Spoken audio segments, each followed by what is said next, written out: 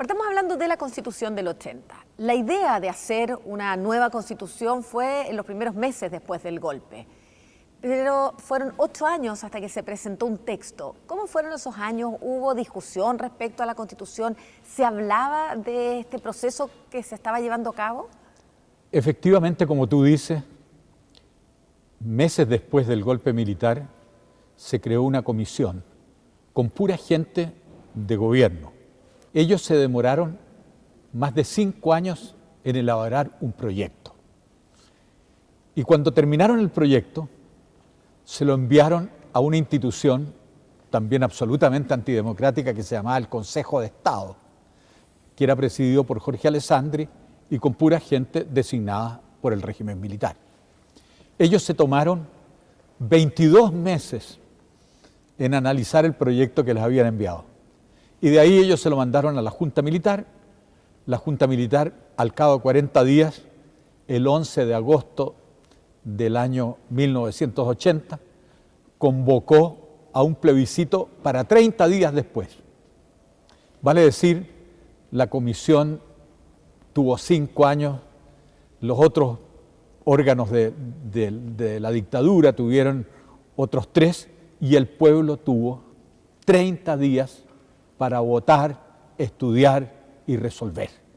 En un cuadro donde no hubo el más mínimo acceso a la televisión, donde nuestra situación de acceso a los medios de comunicación escritos era nula, y yo diría que el gran aporte fue el aporte de la radio cooperativa y de la radio chilena, donde sí teníamos un espacio donde podíamos presentar nuestras posiciones.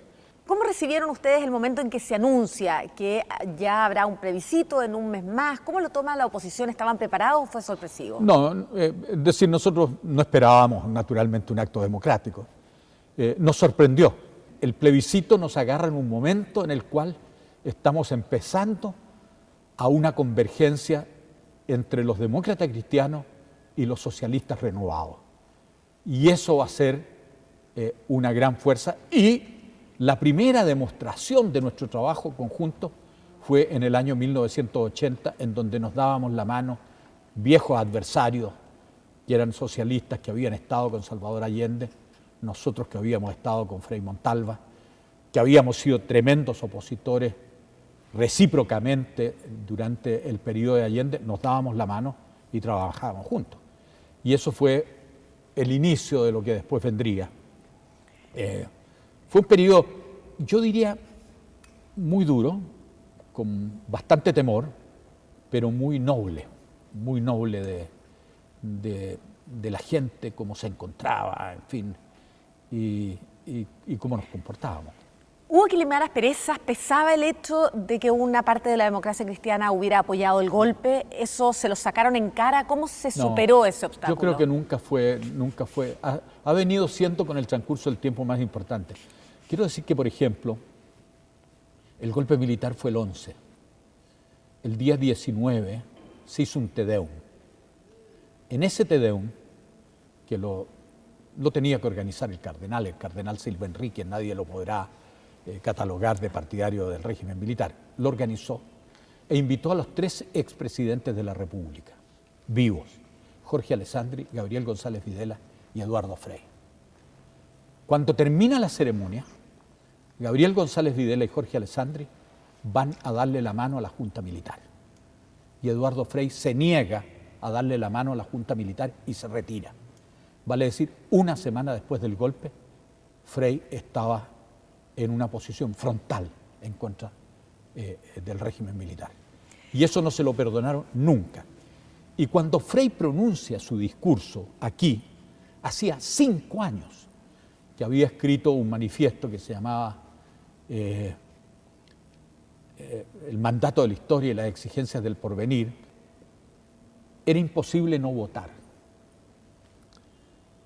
Porque la ley estableció penas de 60 días de cárcel para los que no votaran, estableció una multa más o menos en la época con el dólar a 39 pesos el dólar, unos $150 para los que no votaran, y además uno quedaba marcado porque le hacían una marca en el carnet, de manera tal de que el que no votaba quedaba marcado con su carnet para siempre. Y en consecuencia no era posible llegar y decir, mire, no vamos a votar. Pero lo que sí dijimos desde el inicio es que esto era un fraude y que en consecuencia nosotros no íbamos a ir a un acto electoral porque no lo era. No habían registros, primero, habían sido quemados. Segundo lugar, el alcalde, funcionario de la exclusiva confianza de Pinochet, porque eran todos los alcaldes designados, nombraba a los presidentes y vocales de mesa. Esos presidentes y vocales de mesa, nombrados por el funcionario de Pinochet, eran los que contaban los votos, no habían apoderados. A continuación, el resultado de las mesas iba donde el alcalde, que asistido solo por el administrador municipal, vale decir, por su funcionario de exclusiva confianza, contaban los votos de la comuna. Esto era la gente no se puede imaginar el nivel de descaro, de desvergüenza que fue esto. Y en consecuencia, en ese cuadro, el resultado fue el que sabemos, 69 contra 30, una cosa así. Yo la misma noche de la votación hice una declaración al Mercurio, muy dura. Dije, mire, nosotros no nos sentimos derrotados porque nunca pensamos que esto fuera un acto electoral. Aquí no ha habido triunfadores ni vencidos, porque esto fue una farsa. Fue la última declaración que hice. ¿Por qué fue la última? No, porque después vino un cuadro de represivo muy fuerte, que su expresión más brutal fue el exilio por 3 años de Andrés Saldívar. A Andrés Saldívar, la oposición le costó 3 años en España. Volvamos al Caupolicán, al acto del Caupolicán. ¿Cómo surge la idea? Bueno, nosotros queríamos hacer actos masivos. No, nos prohibieron eso. Nos habría gustado haber hecho una marcha. No fue posible. Y finalmente logramos que se autorizara un acto en el Teatro Caupolicán. Y ese acto fue un acto muy tenso, pero muy maravilloso. Porque yo creo, sinceramente, que la gente de Pinochet creyó de que si abrían el Caupolicán esto iba a ser una pelea horrorosa, iba a ser la demostración de que la oposición era una bolsa de gatos. Y lo que pasó fue una cosa maravillosa, porque este teatro, como lo vemos, estaba lleno. Afuera deben haber habido unas 3.000, 4.000 personas que no pudieron entrar. Y después vino el discurso de don Eduardo Frei, que fue un discurso, como era él, un hombre de una oratoria muy convincente, era una especie de profesor. Y entonces ahí planteó Eduardo Frei Montalva una cosa notable, que lo había venido sosteniendo desde hacía 5 años, de que era urgente terminar el régimen, establecer un gobierno cívico-militar que no durara más allá de 3 años, idealmente 2 años, y que se convocara a una asamblea constituyente para los efectos de redactar esa asamblea constituyente una nueva constitución. Y fustigó, porque no hay otra palabra para decirlo, de una manera implacable al régimen. Pinochet había tenido la osadía no solo de ofrecer una constitución que era muy antidemocrática, sino que además definió qué pasaba si no se aprobaba la constitución. Y lo hizo con la torpeza y la rudeza que le era característica. Definió que si no se aprobaba la constitución del 80, el país volvía al 10 de septiembre del año 1973. Y Eduardo Frei, aquí en este mismo lugar, llegó y le planteó cómo puede haber una proposición tan absurda. Quiere decir, fue muy impresionante, quiere decir que van a volver los detenidos desaparecidos, quiere decir que van a volver los torturados. Esta es una proposición inaceptable. El discurso de Frei es un discurso que es admirable por su coraje. ¿Qué pasó los días después del acto en el Caupolicán? Fue de dulce y de agraz, porque los que estuvimos en el acto lo vimos como un acto maravilloso de tolerancia. Aquí estaban todos. Aquí en la platea, fundamentalmente, y en esta zona de allá, había una masa de demócratas cristianos y socialistas. Aquí a la espalda mía llegó un grupo bastante de izquierda, donde uno podía distinguir incluso alguna gente del MIR, por supuesto gente del Partido Comunista, en fin, que se instalaron acá. Y en consecuencia, la gente lo que esperaba, yo creo que lo que esperó el régimen, fue que esto terminara en una pelea descomunal. Y no hubo una sola pelea, no hubo una sola destrucción de un vidrio a la salida, no hubo daños en el metro. Fue un acto ejemplar. Pero la prensa, enteramente controlada por el régimen, lo proyectó como un acto extremista. Porque ellos estaban en una campaña del terror. Y quiero decir que los gremios empresariales de la época dijeron que el triunfo del no significaba la destrucción hasta sus cimientos de la economía chilena. 2 años después, el país tuvo la peor crisis económica que hemos visto, más grave que esta, que fue la crisis del modelo de Chicago en el año 1982. Y el mismo día de la votación, el día del plebiscito, ¿cómo lo recuerda? De manera personal, ¿fue a votar? ¿Dónde? Bueno, yo fui a votar por razones obvias. Si todo el mundo estaba obligado a votar, yo tal vez tenía, como otros, una mayor personería, era independiente respecto al gobierno, no vivía, no tenía empleo público de ninguna especie, ni en universidad, ni en cosa que se pareciera. Yo podía ir no a votar, pero me parecía un acto aberrante de que la gente modesta fuera y yo no fuera. Y en consecuencia, yo creo que eso mismo le pasó a todo el mundo. Tal vez no fue don Eduardo, tal vez no fue Andrés Saldívar, pero yo fui, por razones obvias. La situación era tan tensa que 2 días antes del plebiscito había una gran cantidad de corresponsales extranjeros en Chile. Y quisimos tener una reunión con los corresponsales extranjeros. No encontramos un solo hotel que nos prestara una sala para la conferencia de prensa de don Eduardo Frei.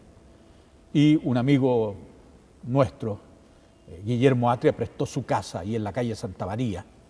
Y ahí en la casa, en una casa particular, se hizo la entrevista donde don Eduardo Frei dijo que esto era una farsa, de que el resultado estaba conocido y que en consecuencia esto no era un proceso electoral. ¿Por qué se hicieron esos cambios? Bueno, la Constitución del 80 habían 2 constituciones en el fondo. Una que eran los artículos transitorios, que eran 28 artículos transitorios. Esos establecían la dictadura sin restricción alguna sobre Pinochet. Es un caso insólito de que en una constitución el poder sea asignado con nombre y apellido. Decía, ocupará la presidencia de la República el capitán general don Augusto Pinochet Ugarte, por 8 años. Los artículos transitorios de la Constitución duraron 8 años, en donde no había más poder que el poder de Pinochet. Y la Junta Militar era supuestamente el poder legislativo, pero ese poder legislativo tenía que actuar por unanimidad.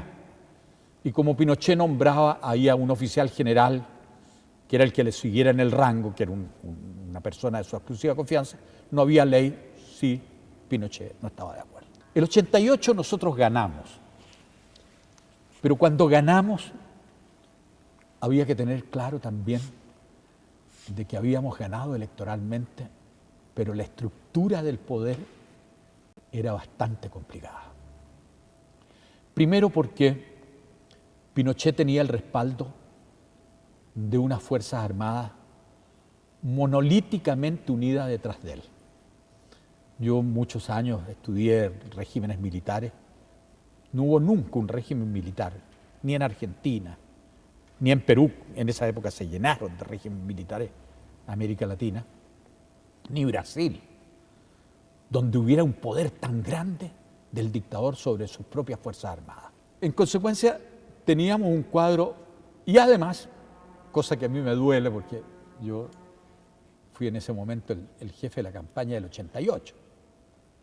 Pinochet obtuvo 43% de los votos. ¿Y hubo que negociar para esas primeras reformas con Sin las que duda, iban a inaugurar el gobierno democrático? Nosotros queríamos dos cosas. Queríamos disminuir el peso de los senadores designados, para lo cual aumentamos el número de 26 a 38. No pudimos cambiar el sistema binominal, a pesar que lo intentamos. Disminuimos la influencia del Consejo de Seguridad Nacional, el CONSUSENA, muy fuertemente. De hecho, el CONSUSENA se reunió una o dos veces bajo el gobierno de Aylwin y después ya no se reuniría. Había una disposición aberrante que establecía la proscripción de todo partido que sostuviera la lucha de clases o que atentara contra la familia, que tenía que ser calificado por el Tribunal Constitucional, que estaba constituido en su enorme mayoría por 3 miembros de la Corte Suprema y por 2 miembros de las Fuerzas Armadas. Y en consecuencia, eso significaba de que estaba fuera de la ley el Partido Comunista. Y nosotros, sinceramente, habíamos tenido muchas discrepancias con el Partido Comunista, pero nuestras discrepancias con el Partido Comunista no llegaban al punto de avalar su proscripción. Y en consecuencia se planteó como un hecho fundamental la derogación del artículo 8º de la Constitución. Ganamos muy fuertemente la elección presidencial, ganamos muy fuertemente, a pesar del sistema binominal, la Cámara de Diputados y, desgraciadamente, perdíamos en el Senado debido a la existencia de 8 senadores designados que Pinochet dejó nombrados al día siguiente del triunfo de Aylwin. Y con una Corte Suprema en manos de... En consecuencia, la situación institucional era muy difícil. Era muy difícil, pero habría sido un crimen de que nosotros hubiéramos dicho no asumimos el Poder Ejecutivo. Y en consecuencia, Aylwin asumió el Poder Ejecutivo. Yo creo que lo hizo muy bien. Yo creo que hubo cosas muy notables en Chile, como la Comisión de Verdad y Reconciliación. Pasa el plebiscito del 80, gana el sí como era esperable. ¿En qué momento, cómo fue la negociación de la oposición para decir, ok, vamos a acatar estas reglas del juego que nos han puesto y nos preparamos para el plebiscito del 88? Yo creo que ese es un proceso largo, es un largo camino. No es que el régimen militar, en un acto de buena voluntad, haya aceptado ese plebiscito. Estaba en la Constitución, sin duda, pero no tenía reglas. Lo que pasa es que el país cambia porque, de nuevo vuelvo a la palabra, la correlación de fuerzas cambia. Si nosotros en víspera del plebiscito del 80 no pudimos hacer más que el acto en este teatro donde cabían, con suerte, 5.000 personas, en el año 1984-85 juntábamos 800.000 personas en el Parque Cousiño. Y en consecuencia había una fuerza sindical, una fuerza intelectual, el peso de los intelectuales, de los artistas. Si esto fue una acumulación de un largo camino de acuerdos con el Partido Socialista de Altamirano, acuerdos con el Partido Socialista de Clodomiro Almeida, acuerdo con los radicales, acuerdo con un grupo grande de liberales que estuvieron con nosotros, y una división con el Partido Comunista, porque el Partido Comunista no creyó en esto, pero, hay que ser franco, en el último tiempo, estando yo ya en el comando del no del año 88, ellos llamaron a participar en la elección. De manera tal de que fue un proceso de convergencia. El país, yo digo, que en ese momento vivió una suerte de equilibrio catastrófico, porque Pinochet, con el apoyo de los militares, con el apoyo del mundo empresarial, y por el otro lado nosotros, que teníamos la base social, el poder sindical, el poder intelectual, predominábamos abiertamente, una fuerza política muy grande. También éramos un poder nacional e internacional, teníamos un gigantesco apoyo internacional. Entonces, en ese cuadro llegamos a una especie de empate, en que simplemente había que encontrar una salida. Y esa salida fue el plebiscito del año 88.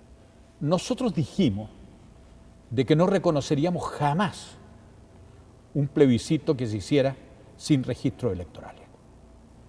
Y dijimos que no reconoceríamos jamás un plebiscito en el cual no tuviéramos derecho a apoderados y a contar los votos. Y exigimos una participación en la televisión.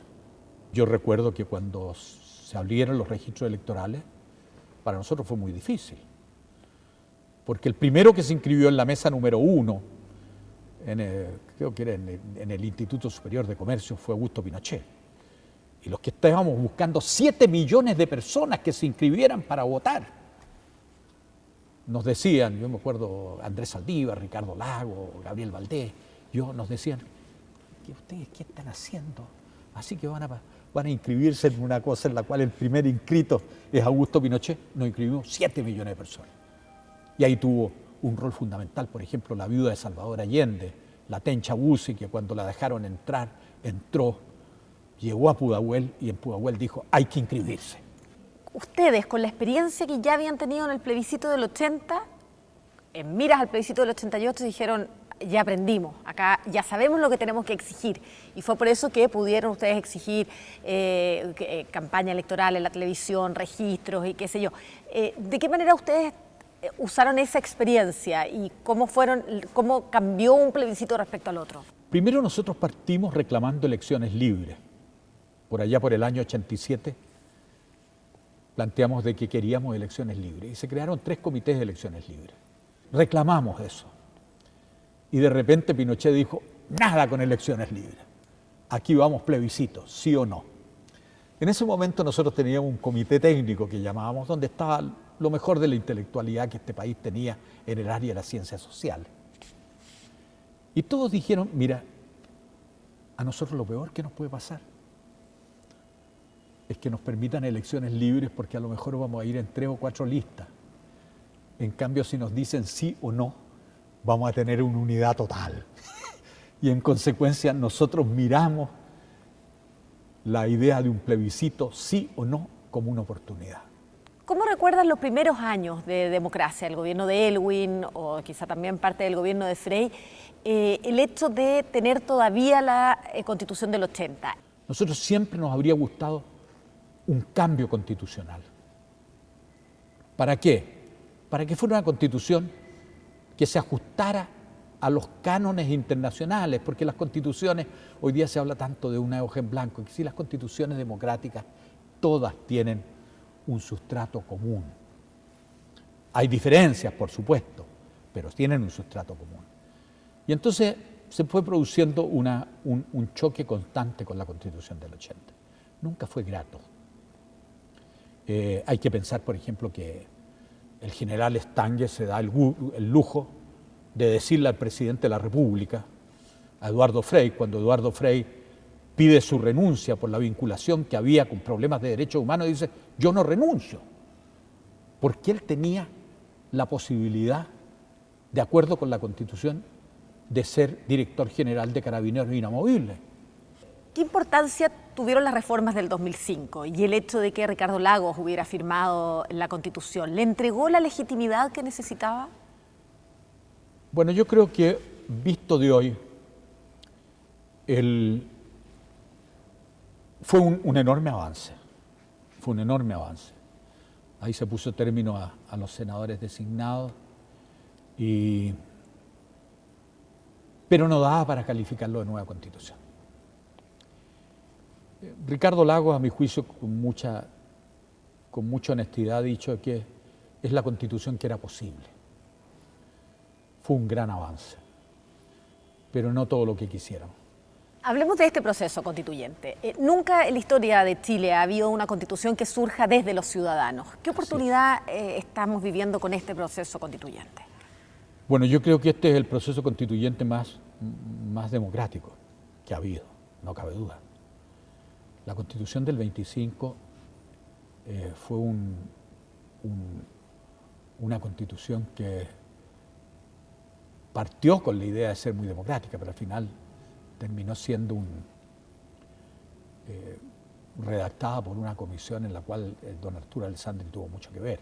Es tan fácil de repente, yo veo a alguna gente que en una mezcla de ignorancia y de fatuidad cree que esto es un problema que se soluciona así. No, los procesos constituyentes son muy complejos. Y yo creo que vamos a salir bien, esa es mi impresión. ¿Cuánto tuvo que ver el estallido social con el país que se construyó bajo las reglas de la Constitución del 80?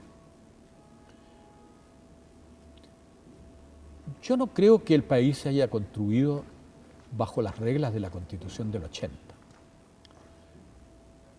Yo creo que la Constitución del 80 fue más bien un corsé que dificultó una vida más normal. Hay cosas en la Constitución del 80 que son muy rescatables. Por ejemplo, creo que la independencia del poder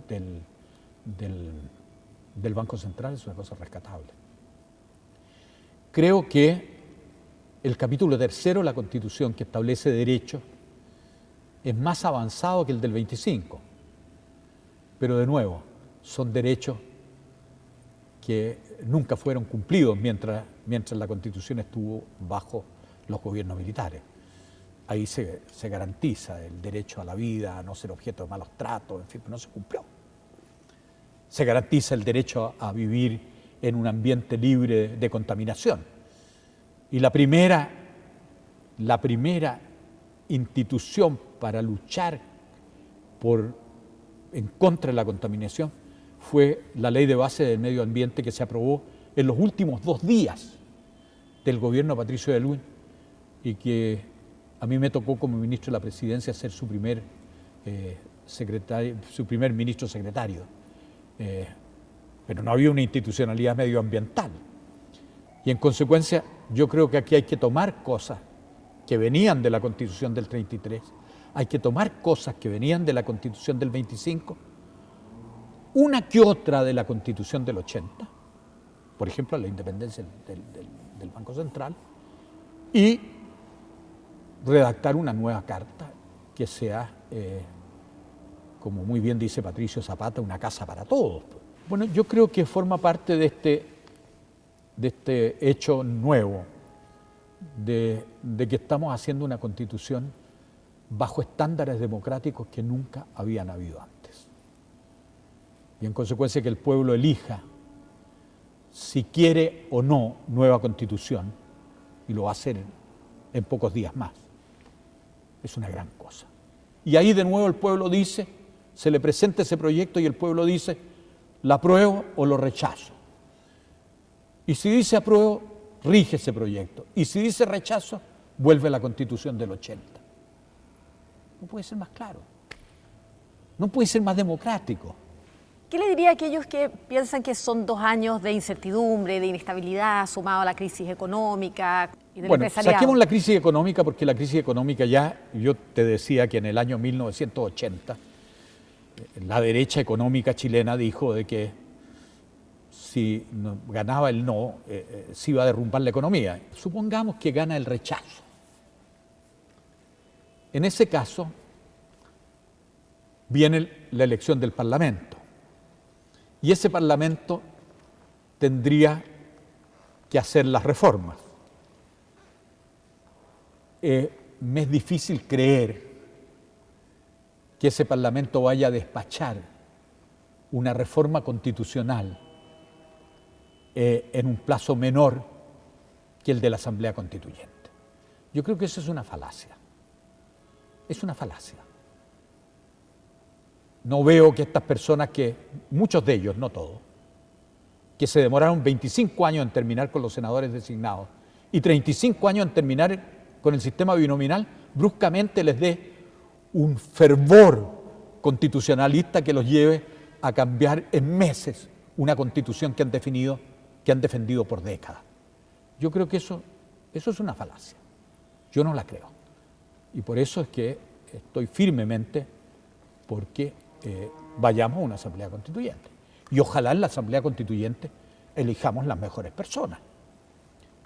Y vamos a tener como resultado un país mejor.